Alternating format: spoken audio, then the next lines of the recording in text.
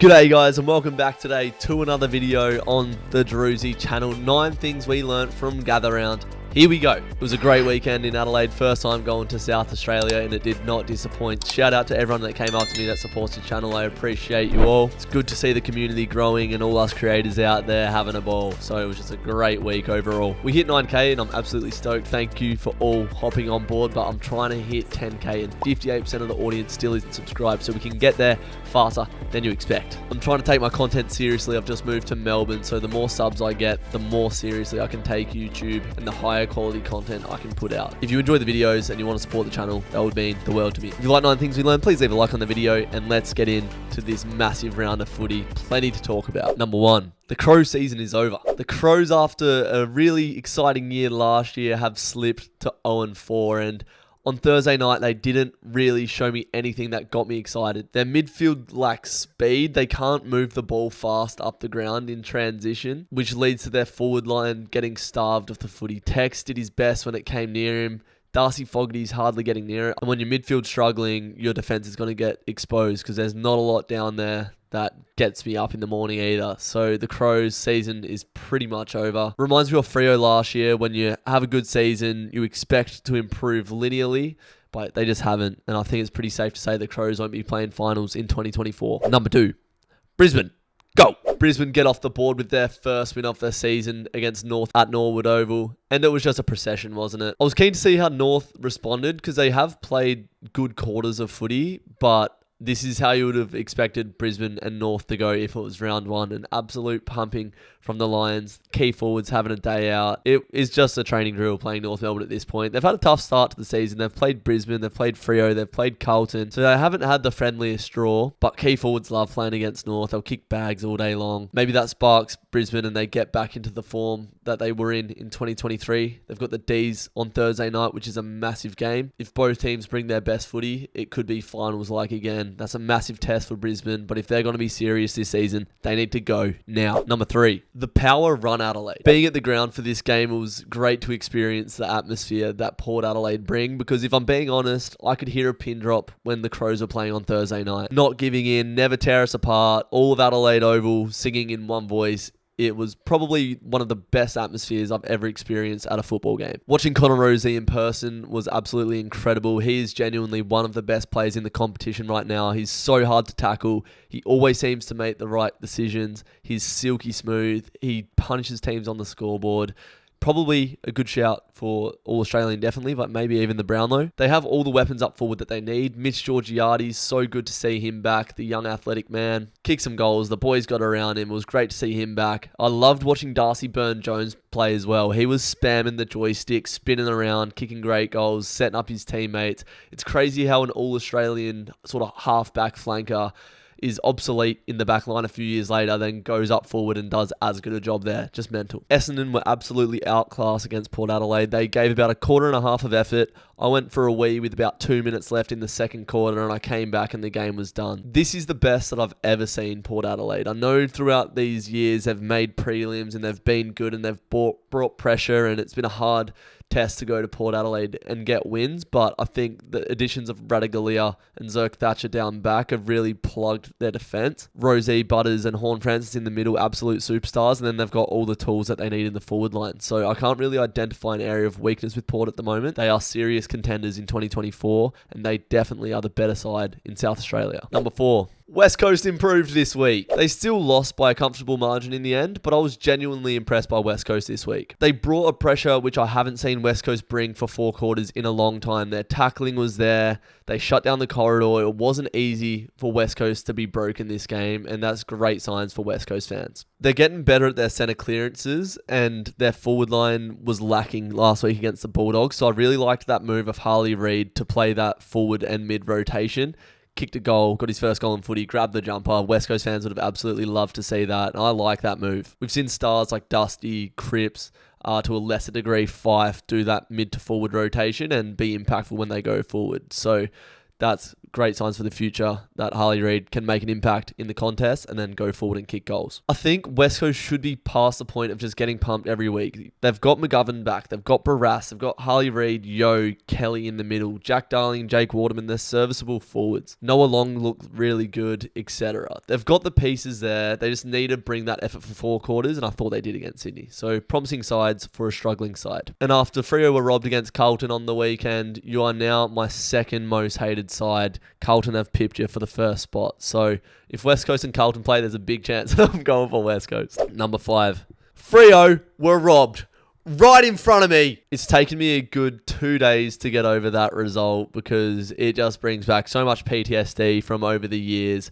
And I'm half joking when I say Freo were robbed, and I'm going to get into discussing this whole game right now. Freo had so many moments that we didn't capitalise on. So many times we were inside 50 that we didn't take our chances. We needed a bit more composure in front of goal. We got the ball to the right spots, but just couldn't finish our dinner. And that's why we lost the game. We didn't lose the game due to an umpiring decision. If that was in the second quarter of the game, no one would really care. Just because it was right at the end of the game, it has a bigger impact on the outcome. But you can't blame the umpires. And then Geordie Clark calling the umpire, whatever he called him, just didn't need to happen. So as bitter of a pill as it was to swallow, we weren't robbed. It felt like we were robbed at the time, and I thought that more than anyone. But now I've had time to sort of sit back, watch the game again, and listen to the talk about everything that happened.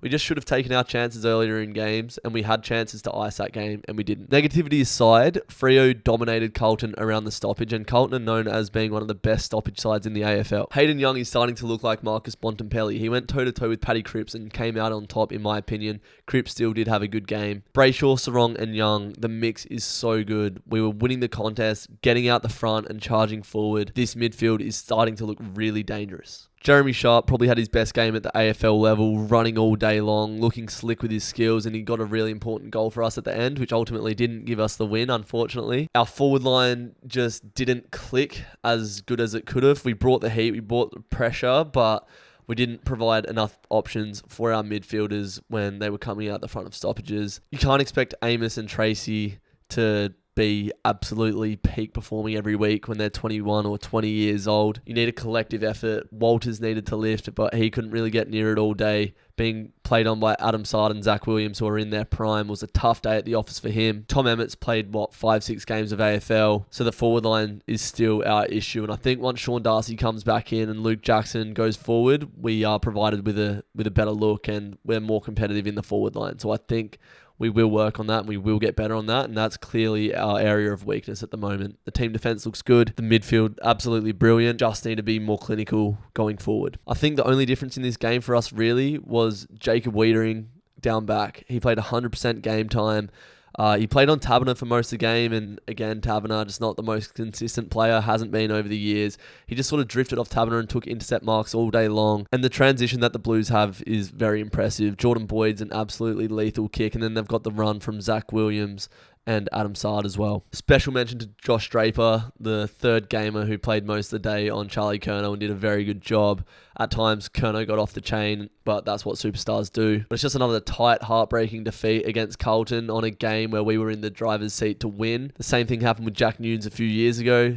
The same thing happened against Sam Walsh when we were disgustingly inaccurate at the MCG that day. There's something about this fixture against Carlton, but I have faith that one day we will meet in September when there's a lot more on the line, and all of this karma will come back to bite Carlton on the arse. I copped a lot of heat from Carlton fans on socials, and obviously at the ground, being there, I was surrounded by Carlton fans, and I love Rog, I love Terry from Blue Abroad and my other Carlton mates, but the arrogance of a fan base who have played finals once in the last 10 years and haven't won a flag in 3 decades is pretty embarrassing. That's all I have to say about that. Carlton, this is not over. Number 6. The Cats forward line is looking dangerous. They looked in the driver's seat all night, barring a Bulldogs comeback. It was a pretty solid performance from the Dogs, but they just left it too little, too late. Last week we spoke about how we wrote off Geelong again, and now they're looking absolutely dangerous. They've got North this week, so they're most likely going to go to 5-0, but their forward line is looking lethal at the minute. Stengel looking back to his All-Australian best, kicking 4 goals, just playing his role for the team. Jeremy Cameron played a bit on the wing, but Runner Mark kicked 2 goals for, just one of the best players in the competition. To see him go to the wing just shows his versatility and his evolution as a player. Hawkins didn't have his best game, but you know what you get with Tom Hawkins. And Ollie Henry, one that flies under the radar, only kicked 2 goals against the Dogs, but he was probably one of the best on ground against Hawthorn the week before. I remember watching him at Collingwood and thinking of how exciting of a player he is. That third tool, that's athletic, he's bouncy, he's quick, sharp, agile. He's got all the tools to be an elite player at the level. But with Jeremy Cameron and Hawkins and stars like Dangerfield in the side, you often forget about Ollie Henry, but what a player he's been this season. Then you've got Brian Myers, the Lionel Messi of the AFL, feeding these forwards inside 50. They are lethal to Cats. Number 7. The expansion clubs are sorted. Gold Coast and GWS was a sneaky one for game of the round, I reckon. It was pretty much tit for tat all day long. Gold Coast stopped the orange tsunami that has been absolutely flying this season, and it was just a good contested matchup. For the first time since both of these teams have been in the competition, I feel like they are now properly settled. Gold Coast have a great list, so much to look forward to in the future, and they have a great coach at the helm, and GWS are one of the best sides in the competition. So I feel like the Tassie Devils coming in now, it's probably a good time, because I feel like Gold Coast are now settled, and obviously GWS are just flying. It's great to see Mac Andrew have his best game at the level. We've been waiting for him to come on, and he definitely did. Had a massive game. But GWS just showed their maturity. They showed why they're a final side and just had the class in the last quarter to do what they needed to do to get the job done. But what an exciting game of football from both the expansion sides, who are well and truly settled in the AFL now. Number 8.